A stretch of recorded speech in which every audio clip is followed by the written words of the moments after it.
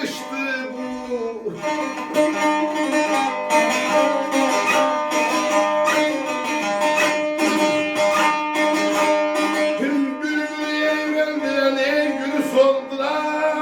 Hasret koyan bana kıştı.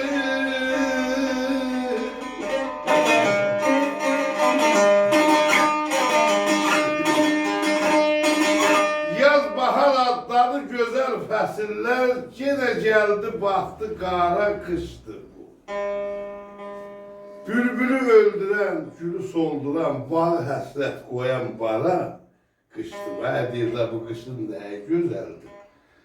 Yaz yaxsıdır, yay yaxsıdır, ne bileyim gene odun ocaqda alırsan gedəsən, ocağa qal yesən, əlində ağ köynəyini yuyub basasan güyə. Səhər ertəsi durub geyinəndə görürsən bütün qulun bağlayıb, üstü bağlayıb. Yox deyirlər, hər bəsin özünün bir gözəlliyi var.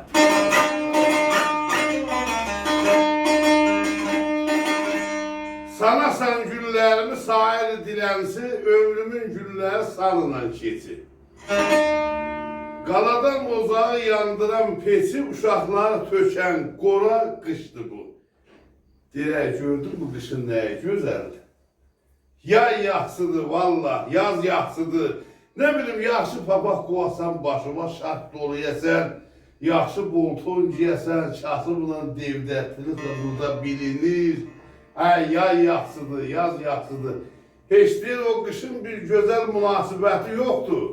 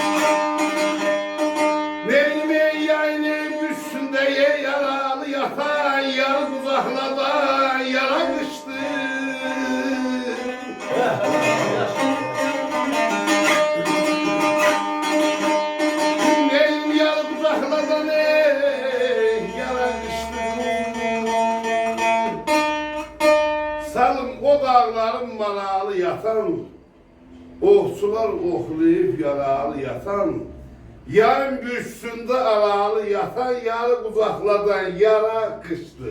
Bu, dilə Nuru Qağa deyir, dədəm o qışanım var. Bu nə gözəl fəsildir. Öpürəm, eşq olsun, var olun, Nuru Qağanın ocağındayıq. Saz xarı qaxındayıq, burada saz bağlanan yerdik. Oğul Bəhmən zəhmət çəkdi. Bizlərdən bir çəşə oxumağımızdan dostlarla bir yerdə ad aparmıram. Hamımız da gözəl sənətkardırlar. Eşq olsun sizə. Var olun, öpürəm.